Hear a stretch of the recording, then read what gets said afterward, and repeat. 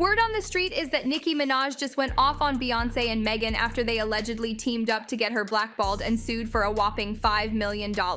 Can you believe the audacity? This tea is hotter than my morning coffee, I swear. Now let me break it down for you. Apparently Roc Nation, which is Jay-Z and Beyonce's management company, pulled some major strings to get Nicki fired from hosting this year's VMAs. And get this, they replaced her with none other than Megan Thee Stallion. Talk about a slap in the face, right? But hold up, it gets even messier. On the exact same day Nicki got dropped from the VMAs gig, she got hit with a lawsuit. Coincidence? I think not. The word around town is that Beyonce and the entire Roc Nation squad were behind this move. It's like they're playing chess, and Nicki's the queen they're trying to take down. Now y'all might be wondering, BB, where's this beef coming from? Well, let me spill some background tea for you. This tension has been brewing for a minute, and Nicki's finally putting it all on blast. Remember earlier this year when Nicki was beefing with Megan? She didn't just come for Meg. She dragged Roc Nation and Jay-Z into the mix too. Nicki went off, saying they were spending millions to push her out and make Megan the new face of female rap. If that Roc Nation bunch got you feeling like you could talk about my family, and I have a 3-year-old innocent child, have had my home swatted twice with drawn, they magically, no one seemed to find the person. But that's not all, bestie. Nicki took to Twitter and called out Jay-Z and the head of Roc Nation, Desiree Perez, by name. She accused them of pumping money into Meg's career to destroy hers. Let me read you some of these spicy tweets. On the next song, I delve into all the people Des allegedly fired for unknown reasons, other things as well. So many people were blindsided and hurt by her. Allegedly, she's willing to go broke to try to replace me. Fix it, Jesus, RGG, Goodfoot. And then she replied to a Roc Nation post saying, spending so much money, but she the little broke independent artist, Des, you got to let it go, baby. The world knows she's ass and can't rep stop effing trying to make fetch happen. Bigfoot, I just put out a song with no promo, no video, it's already 2. Woo, chilly. Nicki is not holding back one bit, but wait, there's more tea to spill.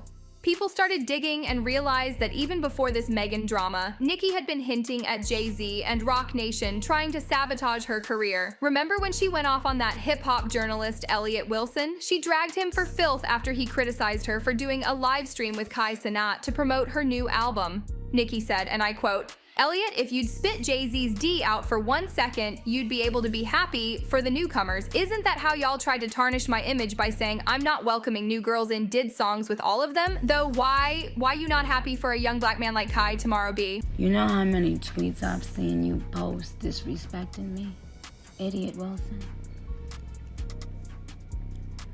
All of y'all, for some reason, when y'all are around certain people, y'all feel that y'all have this power.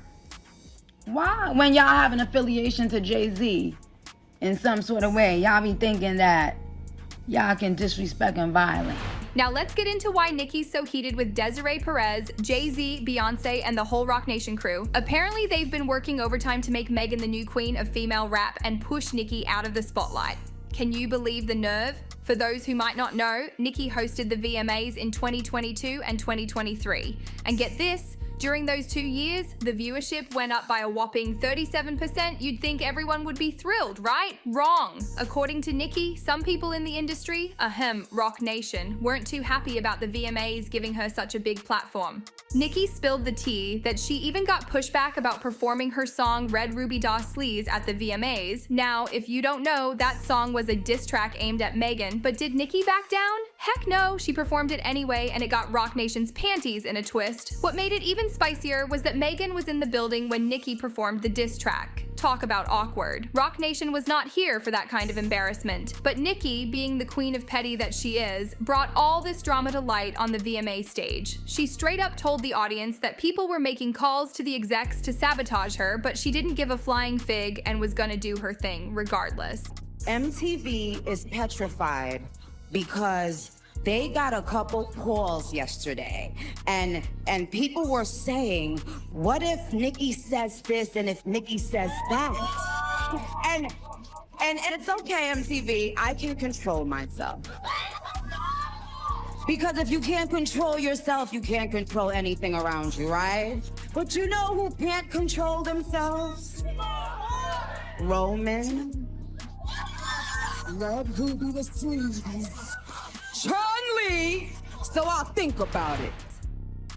Now, bestie, remember when Roc Nation made those threats last year? Well, they weren't playing around.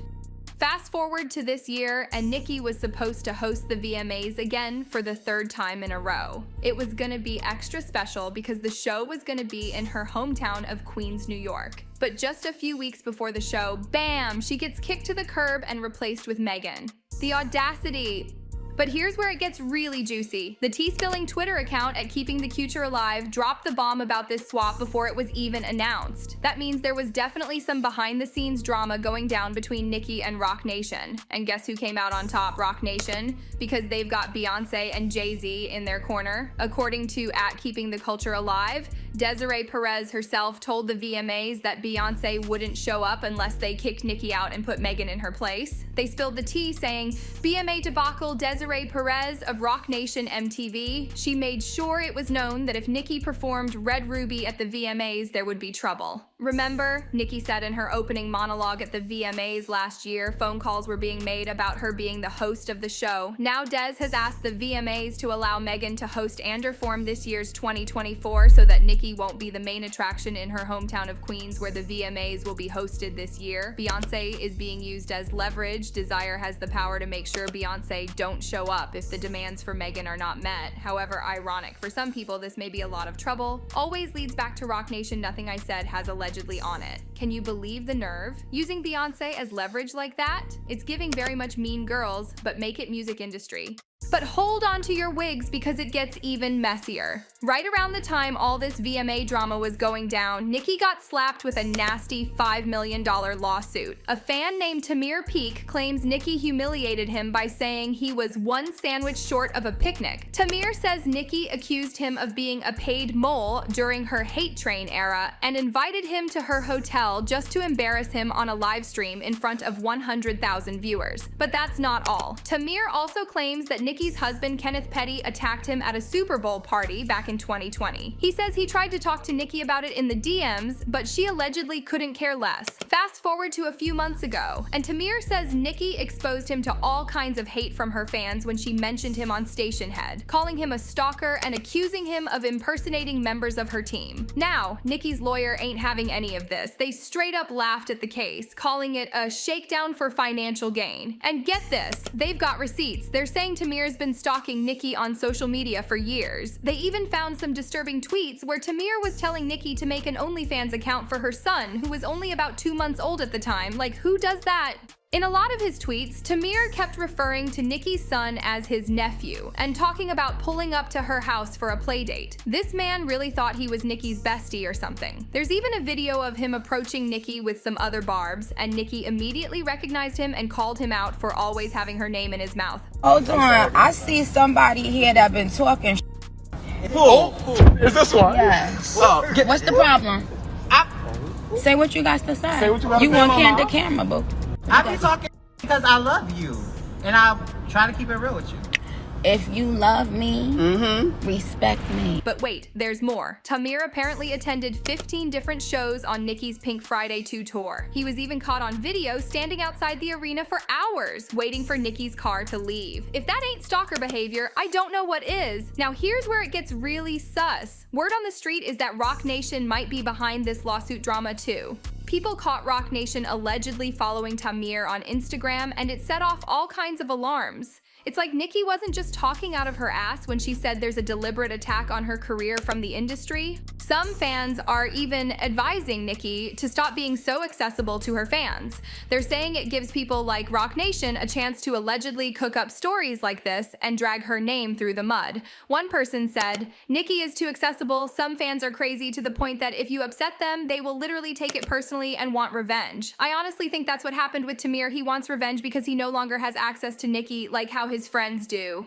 Another fan spilled, please tell me why Roc Nation is following that man that's suing her bummer I can't Roc Nation to spend their money on Megan and the other artists instead of paying to get at Nicki Minaj. So what do y'all think about all this drama? Is Beyonce really letting Roc Nation go after Nicki like this? Do you think Nicki's actually being targeted, or is this all just a big misunderstanding? This tea is piping hot, and I want to hear what you think. Drop your thoughts in the comments below, and don't forget to like and subscribe for more juicy celebrity drama. And hey, if you want even more tea, click that link right there to watch another messy video I've got for you. Until next time, this is BiBiTea signing off. Bye!